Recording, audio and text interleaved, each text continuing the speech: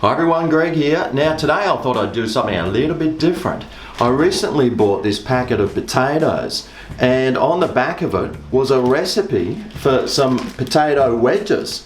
So I thought to myself, I want to give the recipe that's on the back of this pack a crack. Now the potatoes have sort of half started growing, but surely that won't make any difference, will it?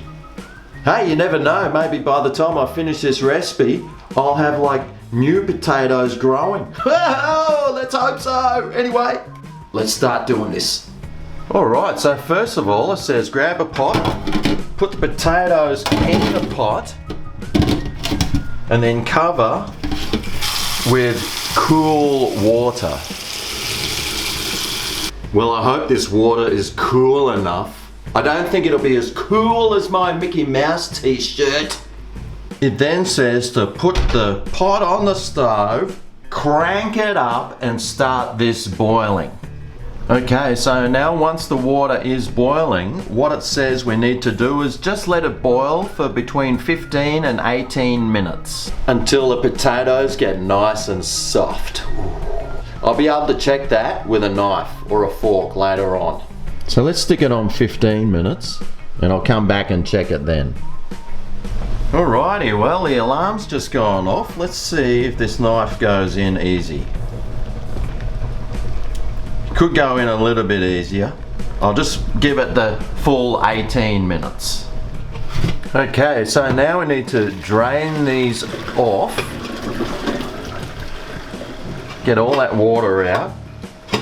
And we need to let them cool down. Now, I'm not going to add any cool water to let them cool down. I'm just going to let them cool down in here because if you add some cold water, sometimes the potatoes might start absorbing that sort of stuff and it'll stay wet. So at least this way the steam will come off the potatoes and evaporate them out a little bit and dry them off a little bit while it's happening.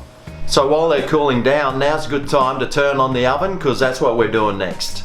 Baking these bad boys.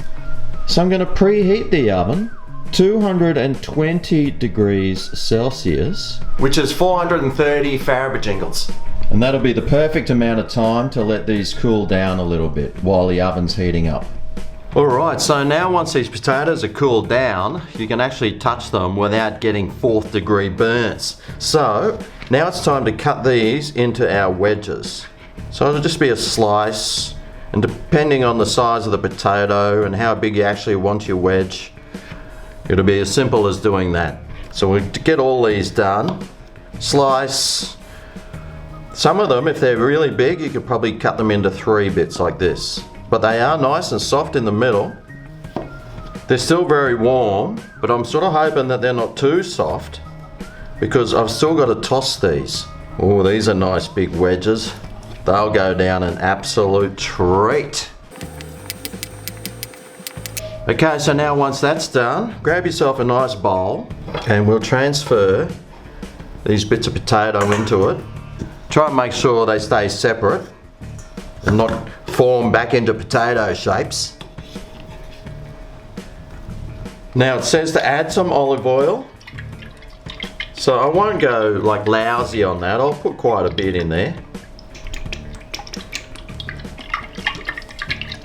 And now we add our own seasoning. I'll add some salt,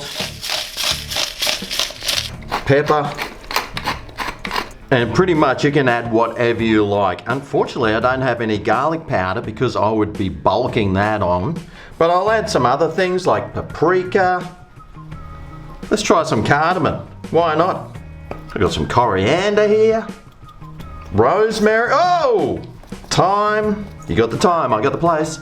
Oregano, or as we call it here in Australia, oregano. And we just need to toss this all together. And transfer the pieces then onto our tray that we will be sticking in the oven.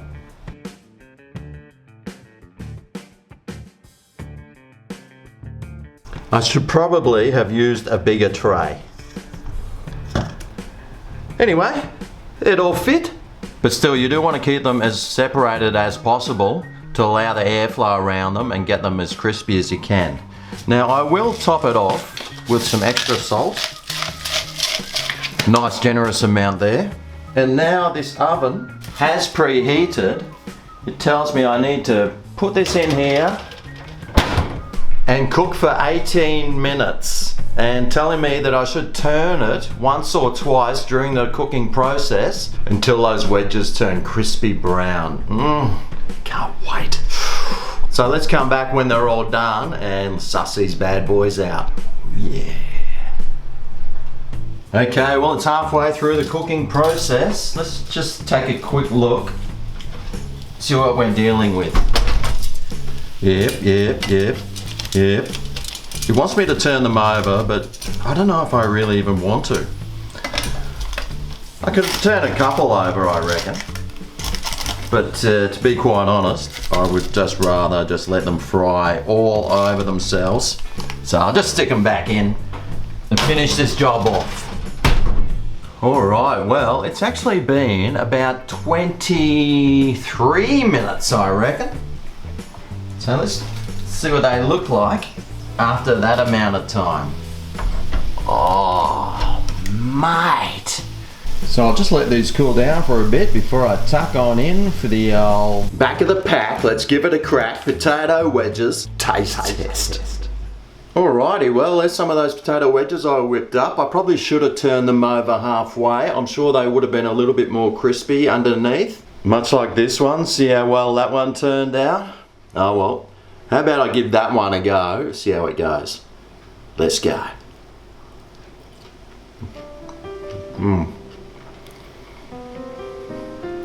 Crunchy underneath, beautiful and soft in the middle. Mate, some sour cream, some tomato sauce. What more do you want? Anyway, I hope yours turn out as well as mine did. Maybe you should probably turn them over. That might help a little. Anyway, I'm gonna polish the rest of these off. Thanks for watching. I'll see you next time for my next recipe. Catch you then. Oh yeah. Oh yeah. This is Greg's Kitchen, and today I made some delicious potato wedges. I thought I'd give the recipe on the back of the pack a crack.